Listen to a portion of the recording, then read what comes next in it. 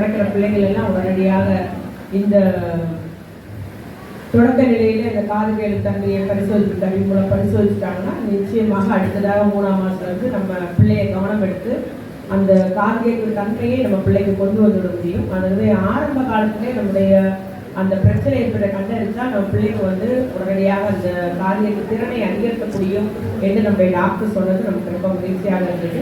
தூத்துக்குடி மாவட்டத்தில் நம்முடைய திருச்செந்தூர், கோயில்பட்டி, தூத்துக்குடியை தொடங்கியிருக்காங்க.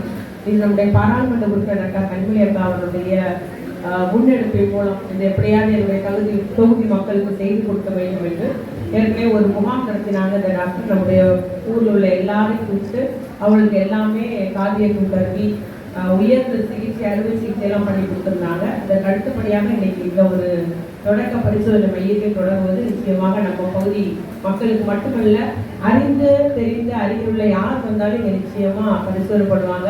டெலிவரி முடிஞ்சது உடனடியாக பரிசோதனை பண்ணிட்டோன்னா நிச்சயமாக பயன் தரக்கூடியதாக இருக்கும் என்று கூறிக்கொண்டு, ஆகவே தொடக்க நிலையில என்ன ஒரு மாட்டுத்திறன் அந்த ஊனமாக இருந்தாலும் தொடக்க நிலை 7 இன்டர்வென்ஷன் சென்டர்னு தான் கலைஞருடைய காலத்தில் தொடங்கி வைத்தார்கள்.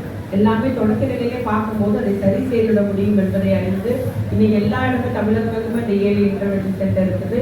நம்முடைய முதலமைச்சர் தளபதியார் இன்னைக்கு மொபைல் வண்டியை கொண்டு வந்திருக்காரு. 7 இன்டர்வென்ஷன் சென்டருக்காக விழுதுகள் ஒரு வண்டி, அந்த மொபைல் வேன் ஒவ்வொரு கிராமமாக போய் அந்த 7 இன்டர்வென்ஷன் பரிசோதனை பண்ணி கொண்டு வருகிறார்கள். ஆகவே அதற்கும் அட்வான்ஸாக நம்முடைய மோகன் காமேஸ்வரர் டாக்டர் அவர்கள் இந்த ஒரு வசதியை இப்பகுதி மக்களுக்காக தருவதற்கு நம்முடைய டாக்டர் அவர்களுக்கு நன்றி குறிக்கொள்ள விரும்புகிறோம்.